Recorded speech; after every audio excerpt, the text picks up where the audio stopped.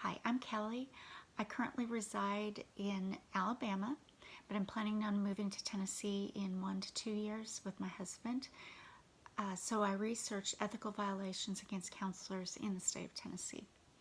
In reviewing the Department of Health's disciplinary action report, I found that the most common current reasons behind disciplinary actions have been failure to complete required number of continuing education credits, which carries with it an assessed $100 civil penalty.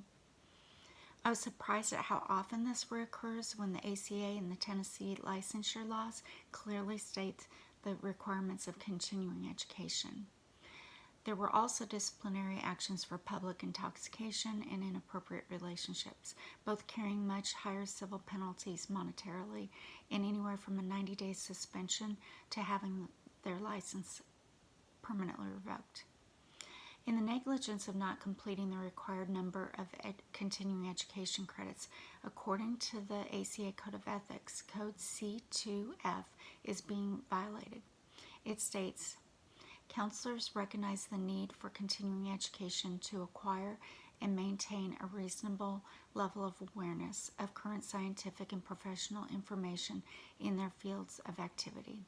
Counselors maintain their competence in the skills they use, are open to new procedures, and remain informed regarding best practices for working with diverse populations.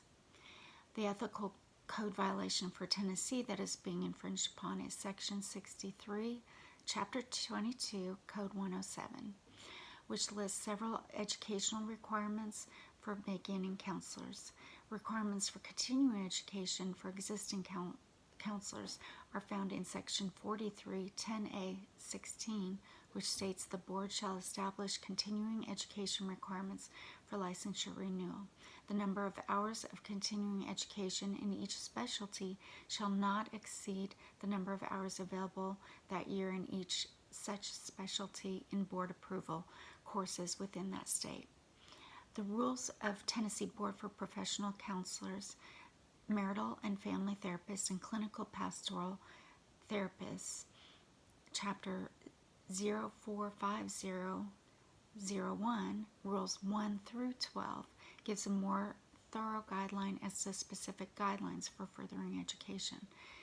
It starts out by stating that each person registered with the board is required to complete 20 clock hours of continuing education every 2 calendar years, and it continues to get even more specific than that. Addressing the issue of counselor wellness and impairment is extremely important. The ACA Code of Ethics, Code C2G, requires that counselors monitor themselves for signs of impairment. They refrain from providing professional services when impaired. It also requires that counselors seek out assistance for problems of impairment. I thoroughly researched the Tennessee Code of Ethics and Tennessee Board of Counselors for any codes or rules about counselor impairment, and they continually pointed me back to the direction of the ACA Code of Ethics. In reading through the ACA Code of Ethics, Code C2G, about impairment, I am left wondering if there is a protection for the counselors that come forward asking for help, unless there are more serious signs of impairment, of course. Thank you.